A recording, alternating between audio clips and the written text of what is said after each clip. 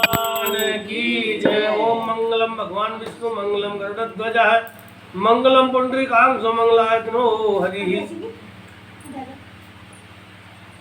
अधिक मास पुरुषोत्तम मास खरमास विष्णु भगवान का पवित्र महीना जो चल रहा है, इस महीने की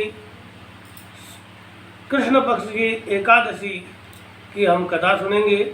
इस कृष्ण पक्ष की एकादशी का नाम परमा एकादशी है, पुरुषोत्तमा एकादशी भी है। भगवान विष्णु को अत्यंत प्रिय ये एकादशी और इस बार सावन के महीने में होने से और भी ज़्यादा पवित्र ये महीना और भगवान विष्णु और भगवान शंकर भोलेनाथ का ये पवित्र महीना, इनके जितने भी गुणगान किए जाए, भगवान की कृपा दृष्टि हमारे ऊपर बनी रहेगी। परमा एकादशी का हम कथा सुनेंगे और हमारे जीवन को धन्य करेंगे। मेरे YouTube चैनल को लाइक शेयर और सब्सक्राइब अवश्य कीजिए। कथा शुरू करते हैं। अधिक मास की जो है वैसे तो दूसरी एकादशी और वैसे ये कृष्ण पक्ष की एकादशी मानी जाती है। राजा युधिष्ठिर ने पूछा कि हे जनार्दन ब्रह्मा जी, पुरुषोत्तम मास जिसको अधिक मास भी कहते हैं कि कृष्ण पक्ष की एकादशी का क्या नाम है और उसके व्रत की विधि तथा महात्म्य का विस्तार से वर्णन कीजिए। तो श्री कृष्ण बोले कि हे राजन, इस एकादशी का नाम परमा एकादशी है और ये मनुष्य को मोक्ष देने वाली, भोग तथा आनंद देने वाली, पवित्र और पापों का नाश करने वाली ये है। इस व्रत की विधि भी शुक्ल पक्ष की एकादशी के समान ही है। इस एकादशी में भक्ति पूर्वक नरोत्तम भगवान हरि विष्णु का धूप, दीप, नैवेद्य, पुष्प आदि से पूजन करना चाहिए।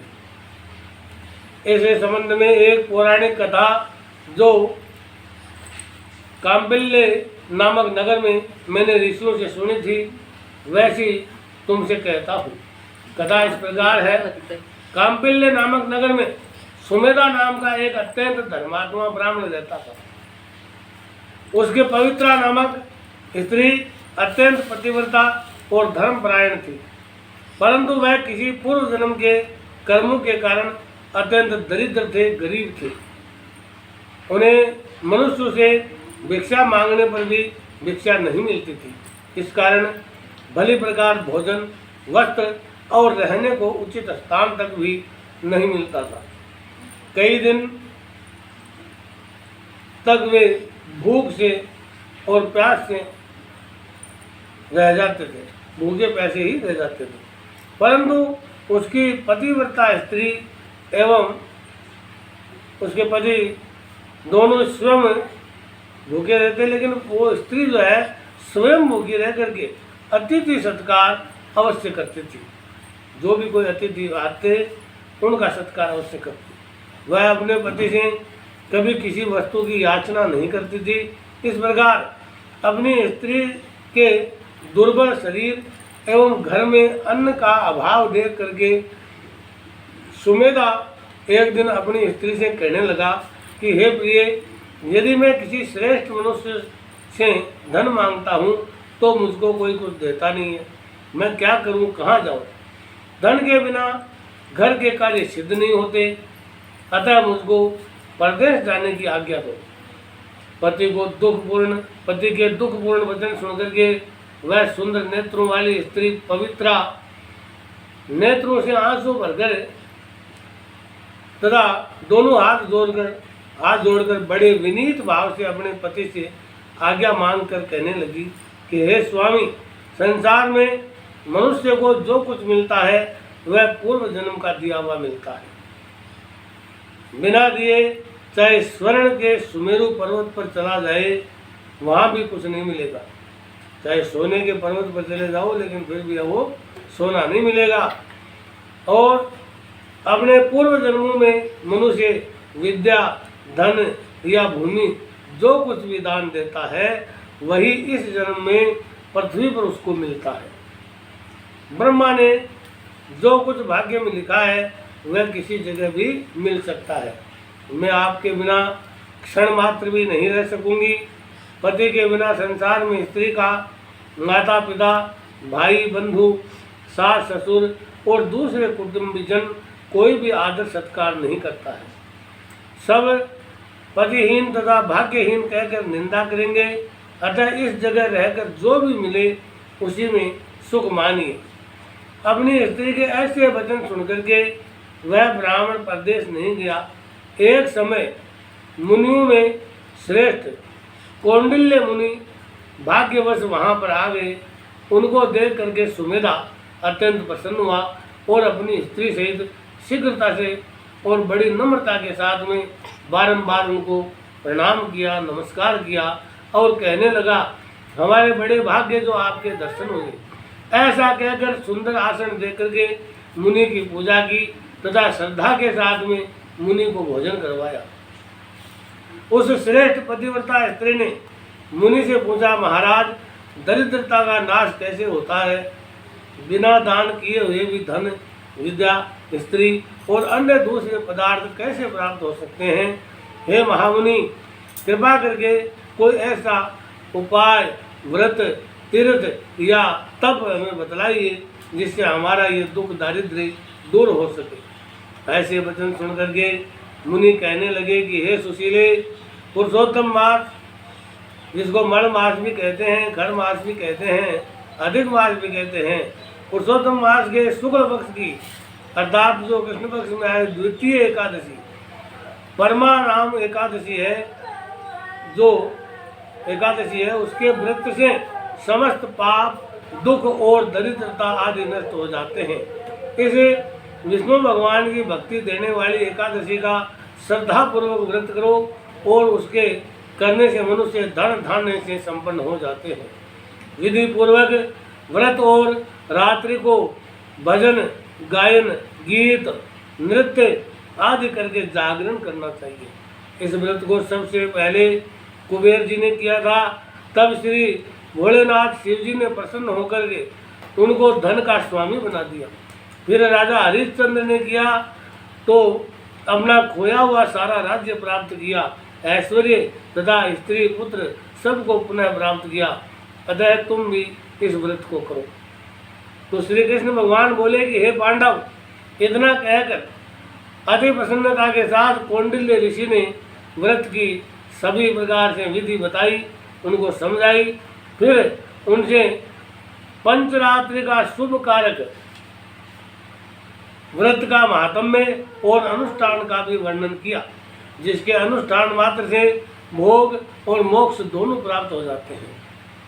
उन्होंने कहा, परमा एकादशी के दिन प्रातः काल नित्य क्रम से निवृत्त होकर के स्नानादि के पश्चात यथाशक्ति पंचरात्रि व्रत करने का नियम करें। जो प्रातः काल स्नान करके 5 दिन तक निर्जल व्रत करके निराहार रहता है, वह अपने माता पिता तथा स्त्री सहित विष्णु लोक को जाता है। जिसने 5 दिनों तक स्नानादि करके विधि पूर्वक ब्राह्मण भोजन करवाया, उसने सबको भोजन करा दिया।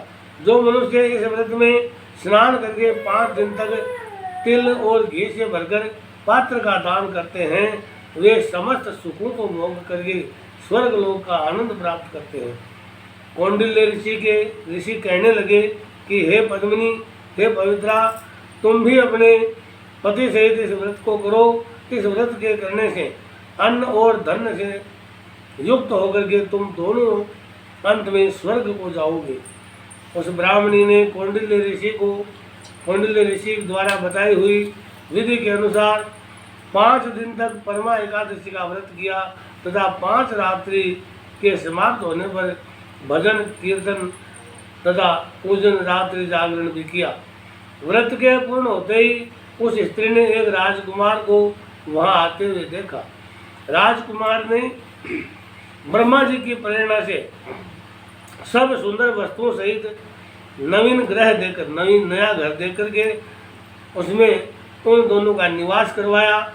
तत्पश्चात उस राजकुमार ने सुमेधा की तपस्या से प्रसन्न होकर एक गांव की उनकी जीविका के निमित्त वो गांव ही दान दे दिया। मल मास के इस पक्ष की परमा एकादशी का आदर सहित व्रत करने से वे समस्त पापों से मुक्त होकर के इस लोक में अनंत प्रकार के सुख ऐश्वर्य भोग कर अंत में विष्णु लोक को गए। जो मनुष्य यह मानव देह प्राप्त करके भी भगवान विष्णु को प्रिय अधिक मास, जो लोंद मास कहते हैं इसको, में एकादशी का व्रत नहीं करते, वे 84 लाख योनियों में भटकते हुए दुख पाते हैं।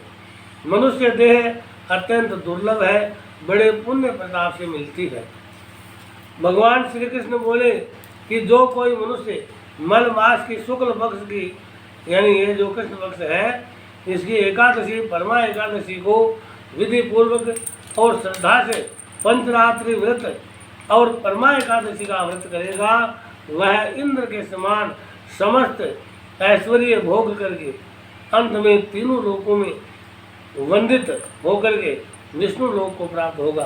कृष्ण भगवान द्वारा कहे गए इस महात्म्य को सुनकर के राजा युधिष्ठिर ने अपनी पत्नी तथा भाइयों सहित एकादशी के व्रत को किया और अनेक भोगों को भोग करके अंत समय में भगवान विष्णु के वैकुंठ लोक को गए।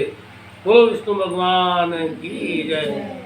ओम मंगलम भगवान विष्णु मंगलम गरुड़ध्वज है, मंगलम पुंडरीकाक्षो मंगलाय धनोहरि, शांताकारं भुजगशयनं पद्मनाभं सुरेशं, विश्वाधारं गगनसदृशं मेघवर्णं शुभांगं, लक्ष्मीकान्तं कमलनयनं योगविद्यानगम्यं, वंदे विष्णु भावभयहरं सर्वलोकैकनाथं सर्वलोकैकनाथं। इस प्रकार से भगवान विष्णु की पवित्र एकादशी हमने कहानी सुनी और विभिन्न प्रकार के विधि विधान के बारे में बता करके श्री कृष्ण भगवान ने इसका महात्म्य आपको सुनाया। मेरे इस यूट्यूब चैनल को लाइक शेयर और सब्सक्राइब अवश्य कीजिए। और इसमें हम तिलकार्चन का जो है मंत्र किस प्रकार से किया जाता है, भगवान को अर्पण कैसे किए और भगवान की कृपा हमें किस प्रकार प्राप्त होगी, तत्पश्चात तुलसी दल का मिश्रित जो जल मिश्रित पानी है, जल है तुलसी दल मिश्रित, उसका हम आचमन करेंगे। ओम कस्तूरी तिलकम ललाट पटले वक्षस्थले कोर्तुभम नासाग्रे नवमोक्तिकम करदले वेणुकरे कंकणम सर्वांगे हरिचंदनम सुविमलम कौंडे जय मुग्धावलिम गोपैत्री परिवेष्टितो विजयते गोपाल चूड़ामणि। भगवान इस प्रकार से हमें जो है आशीर्वाद प्रदान करें और भगवान को तुलसी दल का भोग लगा करके हम आहार अर्थात फलाहार, और आज के इस एकादशी में हम फलाहार में फलों का सागार और फलाहार हम ले सकते हैं। कल इसका पारना होगा। बोलो विष्णु भगवान की जय।